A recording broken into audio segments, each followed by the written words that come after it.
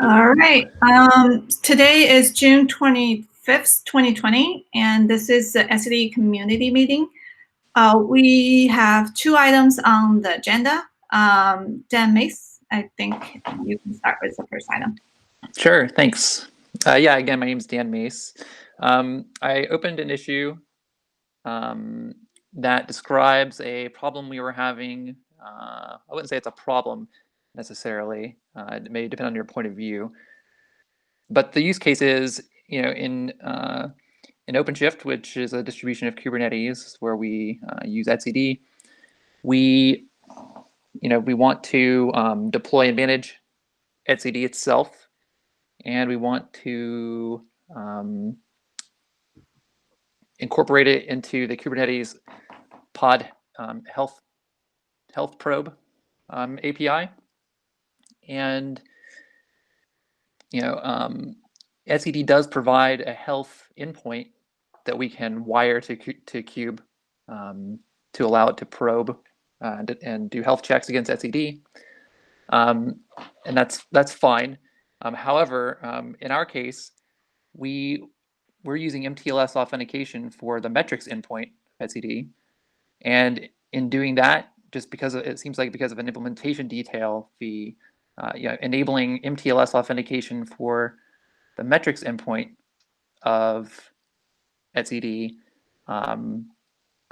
also enables MTLS authentication for the health endpoint as well.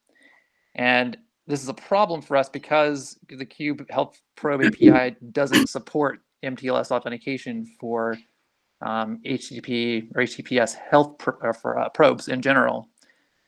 So by enabling MTLS for the metrics endpoint, we're unable to use etcd's own health endpoint because we can't configure MTLS. So that puts us in a situation where to implement the health probe, we have to use like an exec probe and do some stuff in a container to probe etcd outside of it, in another way, basically, which is probably lower fidelity than etcd's own health endpoint that it exposes. So we want to be able to use the health endpoint that etcd exposes for health checking, and we're just unable to do that directly. And so I kind of outlined this in the issue, and I kind of asked for some feedback to kind of validate my assumptions, to make sure that what I'm saying there is true, that those are coupled together.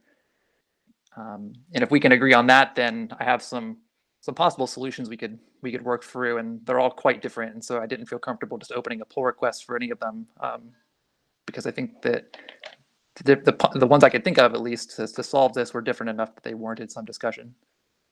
Does anyone have any questions about kind of the problem statement there?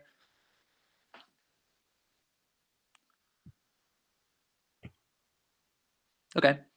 Yeah, I think your description in the issue is very clear. Thank you for that. Yeah, I think metrics and health is sharing the same port, so there's no way, if you want to have a secured metrics but open health, there's no way to do it right now. I posted a comment there. I don't think. I think that you can. I don't know of anything that gonna prohibit us from separate this two. But we might want to check with Gyuho.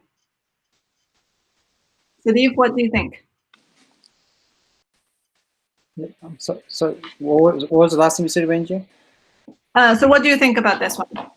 No, I agree. I was actually thinking to copy Sam as well, because he's pretty familiar with the OpenShift and etcd implementation, right? Yeah.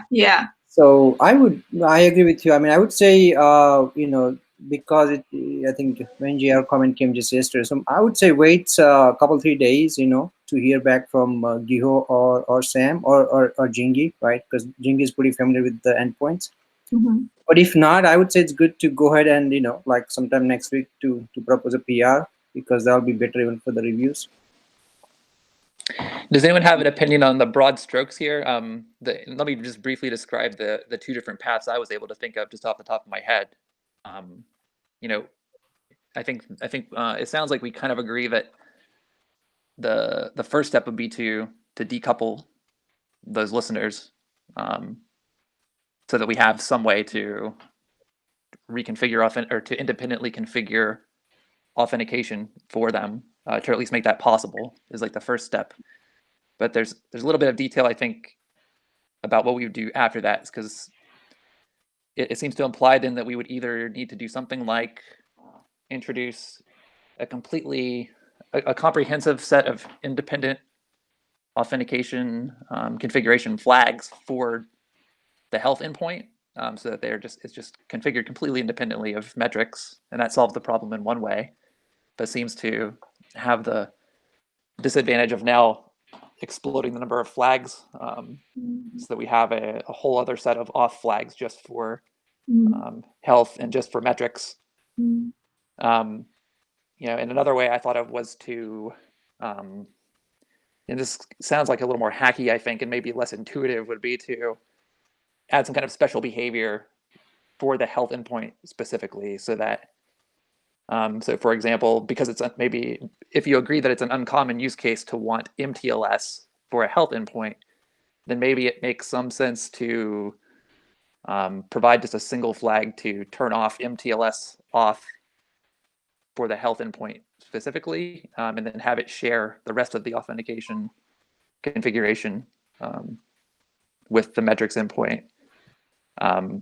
So neither way, I'm not entirely sure which one feels the most right to me. It's just those are two ways I thought of, and I didn't know if anyone else had any other broad ideas about how you might decouple those with, and manage the possible flag explosion.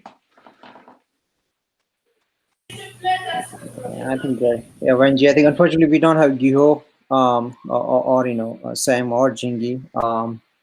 So I would again say, to wait a couple 3 days. I mean, good, we have this recording, right? So hopefully Giho or Sure. Jingy will take look at the explanation, right? The description you provided. To me, I think decoupling always makes sense, right? I think it's a definitely good idea. And I think the second option with the flag seems like a little bit less changes to the code. But again, I think, Wenjie, we should wait to have comment from Giho or Sam, I guess. Yeah. Right. So, hello, Piotr here. So I'm pretty new to the project, so my idea might be completely out of sync, but would it be possible to collect the metrics over gRPC if the metrics exposure was part of this API, like the gRPC API? This way, gRPC is already protected with SSL, so it might offer secure metrics collection at scale without impacting HealthZ. Would you be willing to write some of that up in a comment on the issue? Okay. Unless someone think that it wouldn't work, or like thinks that it's completely off the. I personally don't. I'm a little new to the code base in this, and so I don't know that I, off the top of my head, feel like I am confident evaluating that, I guess. So yeah, I'd be happy to think about it some more offline after I've thought more about what you said and taken a closer look, I think, at the code. So this probably would be a big change, because so far the API is focused on the data model serving, the gRPC API, and this way we would introduce some administrative actions to it. Okay, we'll write in the comment. Thank you. Sure, that would be great.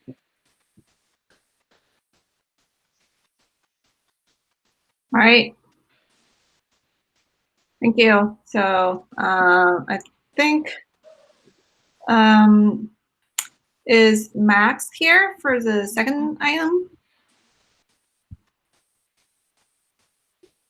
So basically, we introduced a SAP Learner feature in 3.4. And I think Max has a design proposal for auto-promoting learner.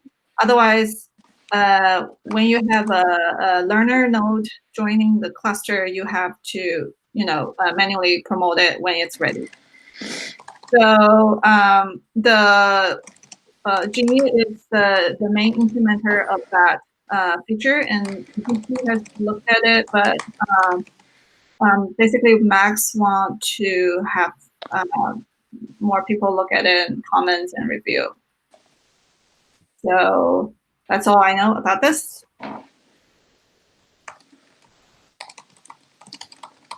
Other than that, is there anything else? Yeah, other than that, I know since Josh is here, just a quick question, Josh. I know you talked about you had the issue open up for the documentation side, right? The website. Yeah. Makes it better. Yeah. Are you still? You think you're planning to do that? I think that's a good thing. I know we didn't get so many. Yeah, of, I'm still planning feedback. to do that. If anybody else wants to also work on it, they would be more than welcome. Okay. What is yeah, I'll let me find that issue and or Josh, if you want to put it, but let me put in the meeting notes, Wenji. I know. Okay. I think that's been in the discussion for some time, and we haven't sort of quite made much progress with the reviews there, the proposal. All right. Yeah.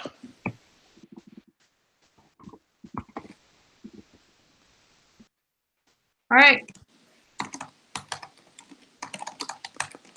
I mean, there's basically two big chunks of work there. One is creating some static pages for the most frequently sort of asked questions about etcd, because static pages have a better Google rank than the stuff in the dynamically generated documentation pages. And then the second part is overhauling the table of contents for the documentation, which is currently very hard to navigate. Yep, I agree. Is Luke still with the Yeah. CNC? Okay, he is. Okay. Yeah, he's just basically waiting for us to tell him what to do. Gotcha. Because I was like, if he moved on, or Yeah. So I mean, for things like the table of contents, we need to tell him how we want it to look, and then he'll give us the technical support to make that a reality. Gotcha. Okay. Cool. Thanks. Yeah, I just wanted to bring it here. So again, as part of the video, the other folks can sort of take a look, right? And then I think, I mean, this is a good thing to do. Yeah. Once we've done those things, the other thing is for me to actually start nagging y'all to create a blog post at least twice a month. Yeah. So that's I'm actually working on one twice a month. I mean, in just regular, you think on different topics, or okay, I see. Yeah, and don't forget that we can and should put releases, even patch releases, into the blog. Gotcha. Yeah, that's a good idea. Absolutely. Yeah, Wenji, that makes sense, right? Yeah. Yes. Yeah. Yeah. Okay. Apparently, our minor release is not very often, and a lot of good features and fixes are in the patch release.